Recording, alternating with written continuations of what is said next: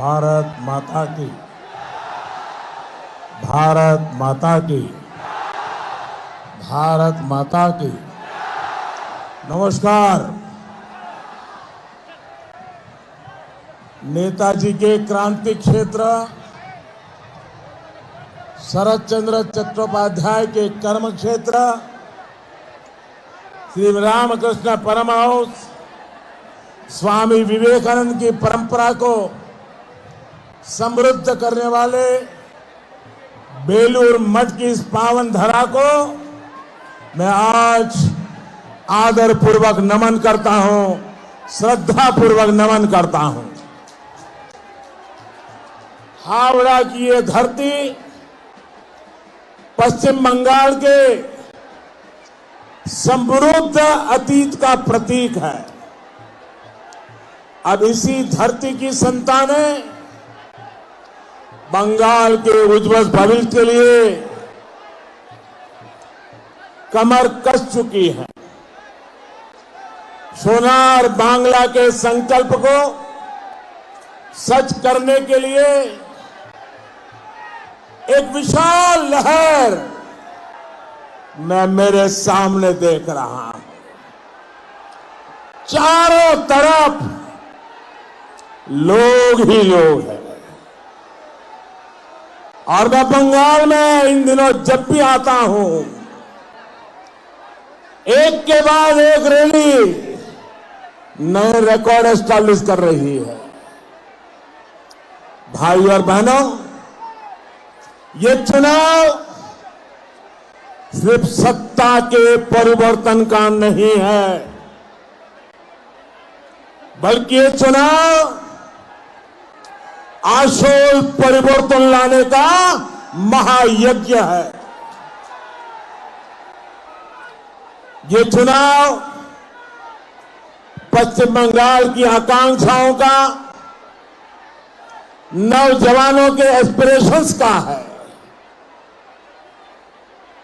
आज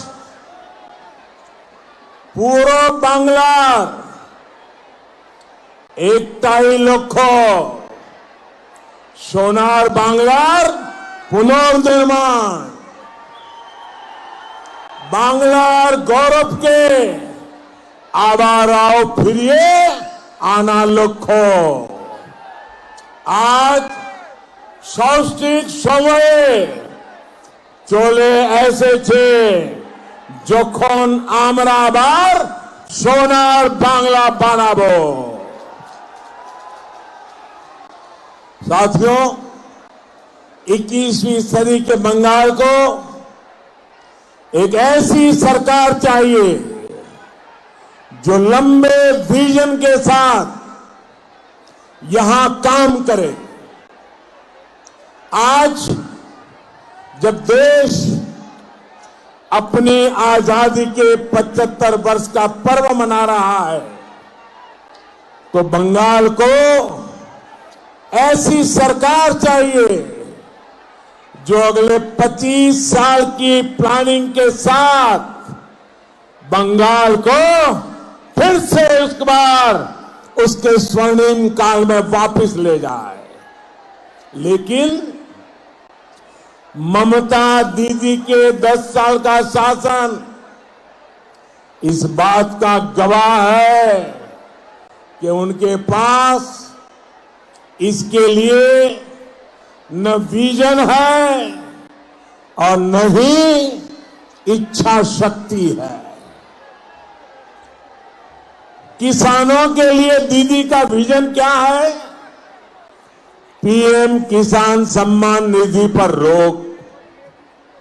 health sector के लिए दीदी का विजन क्या है? आयुष्मान भारत योजना पर रोक। अर्बन प्लानिंग के लिए दीदी का विजन क्या है? रेरा कानून को लागू करने पर रोक। हाउसिंग के लिए दीदी का विजन क्या है? पीएम आवास योजना की सुस्त रफ्तार और ऊपर से कटमनी। सेफ वाटर, शुद्ध जल के लिए दीदी का विजन क्या है? हर घर जल मिशन के पैसे जो भारत सरकार ने भेजे हैं, फाइलों में दबाकर बैठ जाना। आप मुझे बताइए, क्या जो इस विजन के साथ काम कर रहा हो, वो बंगाल के सामर्थ्य के साथ न्याय कर पाएगा? इसलिए बंगाल की जनता ने, आप सभी ने ठान लिया है, दीदी को अब जाना ही होगा।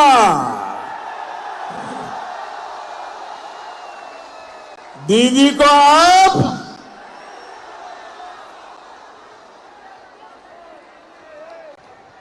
वैसे आज नंदीग्राम के लोगों ने ये काम पूरा कर दिया है।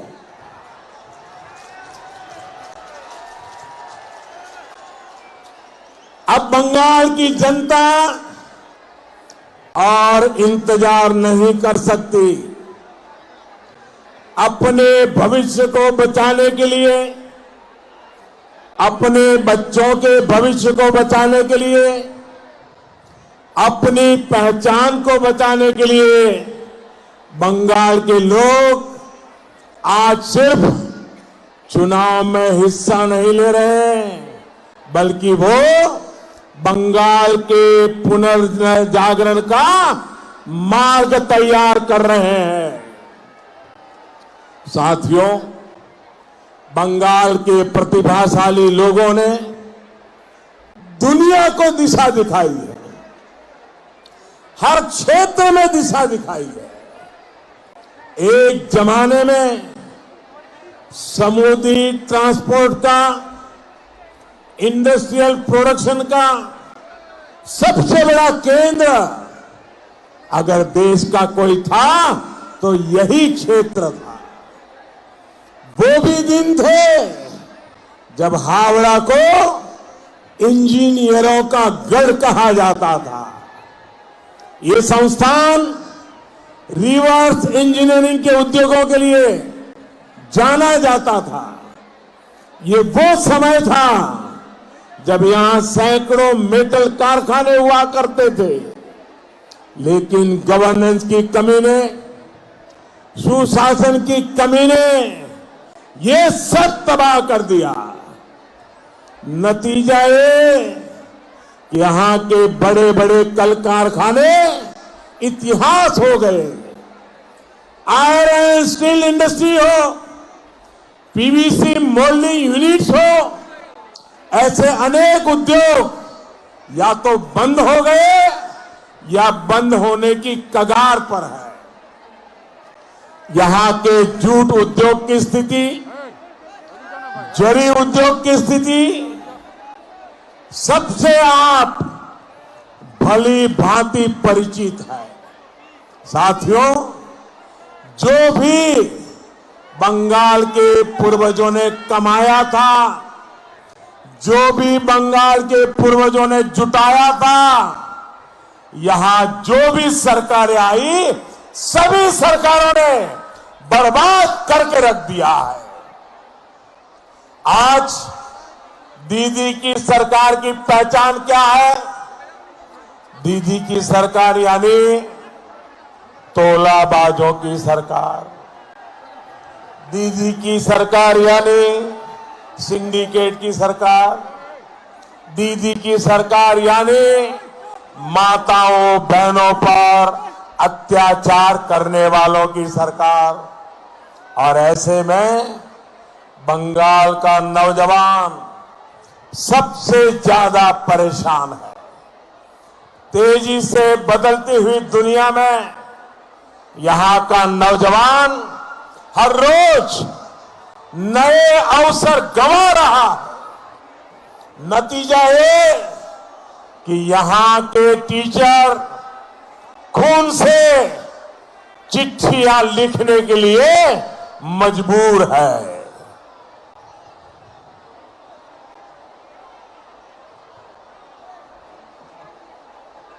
राज्य सरकार के कर्मचारियों को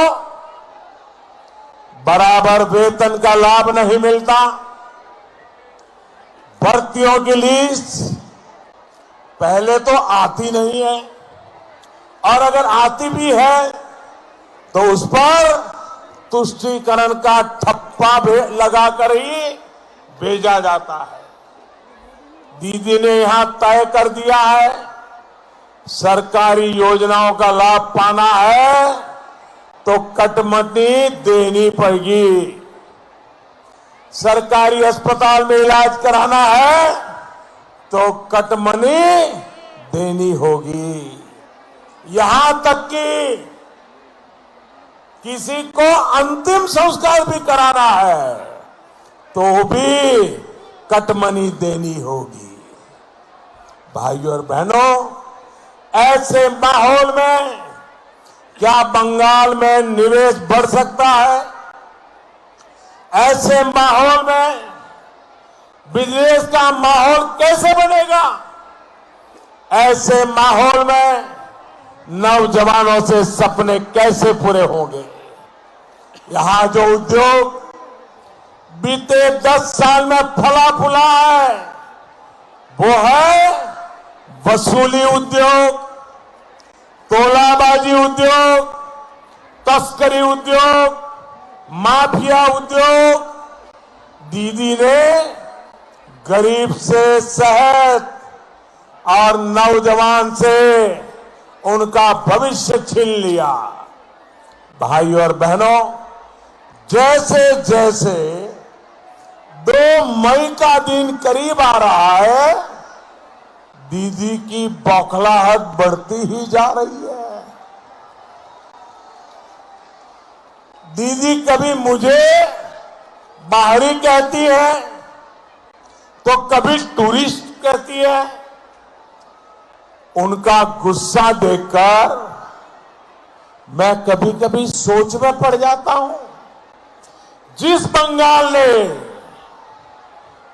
बंगाल की पवित्र धरती ने जय हिंद का नारा दिया, जिस बंगाल ने वंदे मातरम का उद्घोष किया, उस पवित्र धरती पर दीदी की इतनी संकीर्ण सोच। दीदी, ये किसके प्रभाव में बोल रही हैं आप? घुसपैठिए तो आपको अपने लगते हैं, लेकिन भारत मां की संतानों को आप टूरिस्ट कहती है।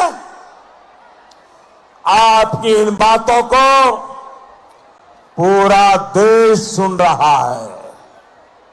भाइयों और बहनों, बीजेपी वो पार्टी है जो बंगाल के सपूत मां भारती के लाल डॉक्टर श्यामा प्रसाद मुखर्जी के सपनों और संकल्पों से जुड़ी हुई है। जिस तिरंगे के लिए डॉक्टर मुखर्जी ने अपना बलिदान दिया, बीजेपी उस तिरंगे को कश्मीर से कन्याकुमारी तक पूरी शान से फहरा रही है। हम तिरंगे की आन बान शान के लिए मर मिटने वाले लोग हैं। ये बाहरी बोलकर देश के लोगों में भेद करना बंद करिए दीदी, बंद करिए। ये बाहरी बोलकर संविधान का अपमान करना बंद करिए दीदी। भाई और बहनों, मैं आपसे जानना चाहता हूं, क्या ममता दीदी इस चुनाव में अपने 10 साल के शासन का हिसाब दे रही है क्या? मैं जरा आपसे पूछता हूं, वो अपने 10 साल के काम का हिसाब दे रही है क्या? आप जरा बताइए, ये 10 साल के अपने काम का हिसाब दे रही है क्या? दे रही है क्या? पल पल का हिसाब देना चाहिए कि नहीं देना चाहिए? पल पल का हिसाब देना चाहिए कि नहीं देना चाहिए? पाई पाई का हिसाब देना चाहिए कि नहीं देना चाहिए? नहीं दे रही है। सच्चाई ये है कि उनके पास हिसाब देने के लिए कुछ है ही नहीं। दीदी, ओ दीदी,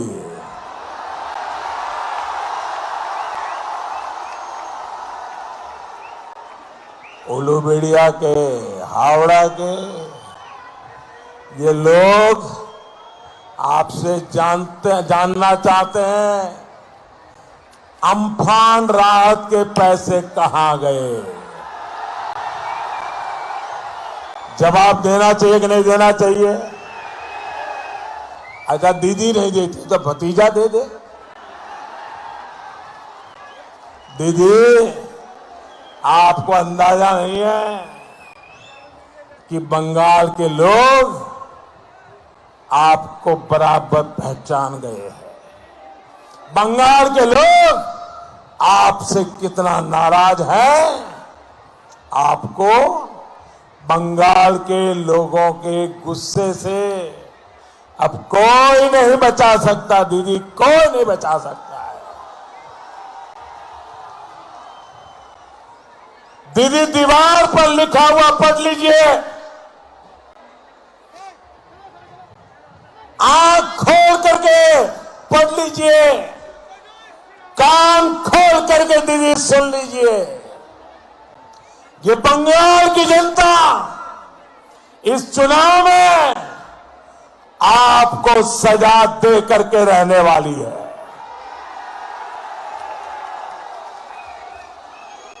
और पहले चरण के मतदान के बाद तो दीदी को भी इसका अच्छी तरह अंदाजा लग चुका है। साथियों, अभी कुछ ही देर पहले नंदीग्राम में जो हुआ वो हम सब ने देखा है।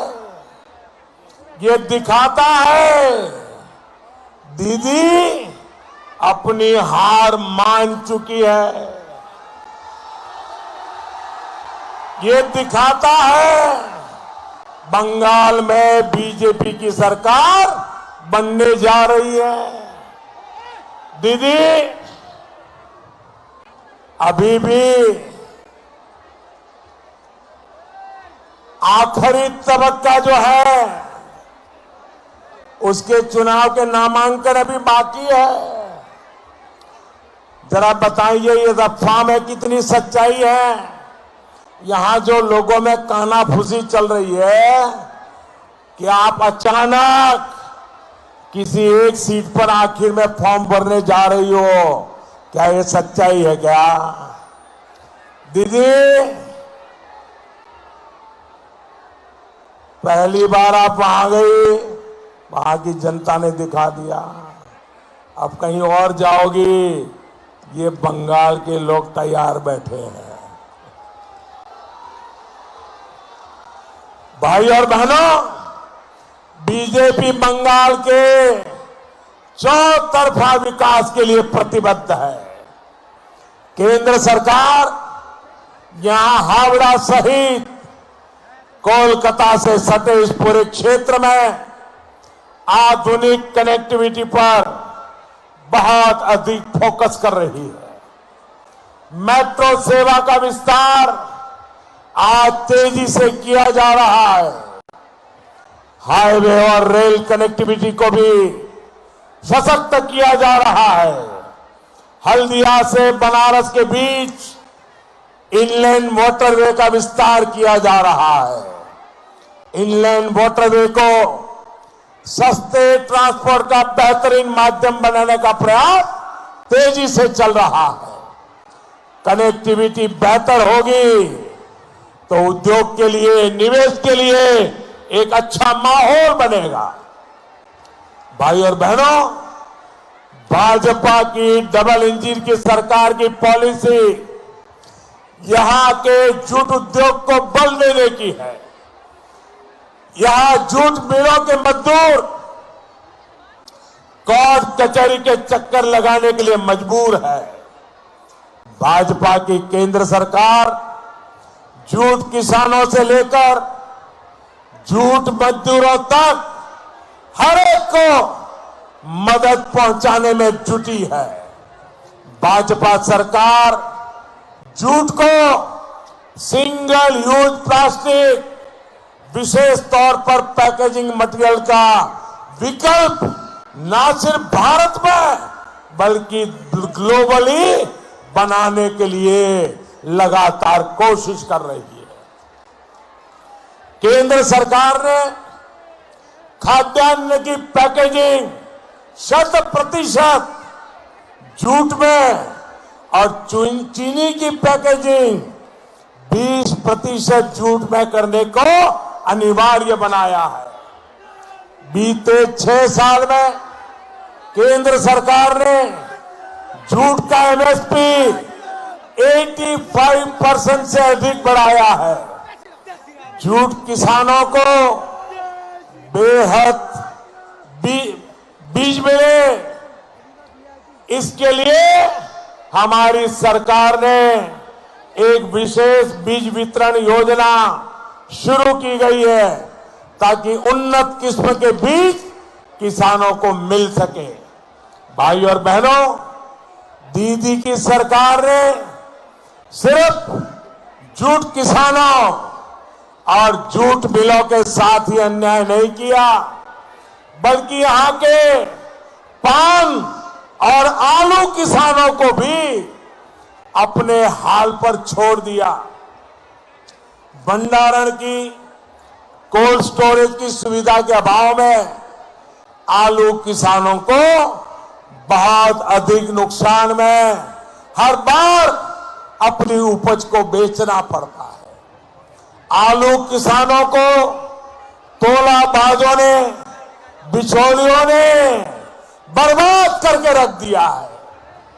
भाजपा की डबल इंजन की सरकार आलू किसानों को बिचौलियों से मुक्त करने के लिए प्रतिबद्ध है।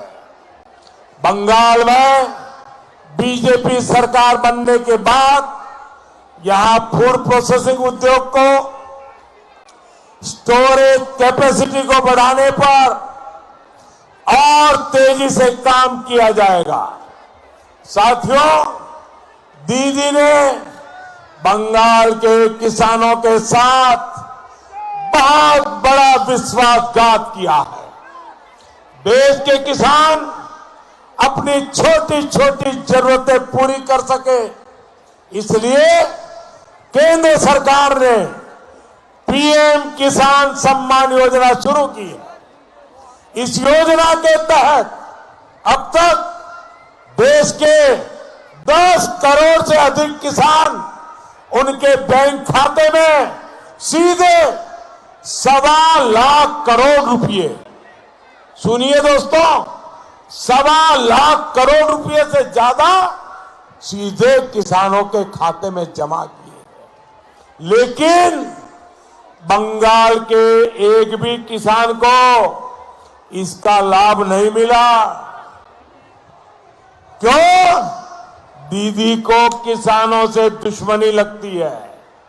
अब बंगाल में जैसे ही बीजेपी की सरकार बनेगी, बंगाल के किसानों को पीएम किसान योजना का लाभ देने का काम शुरू किया जाएगा।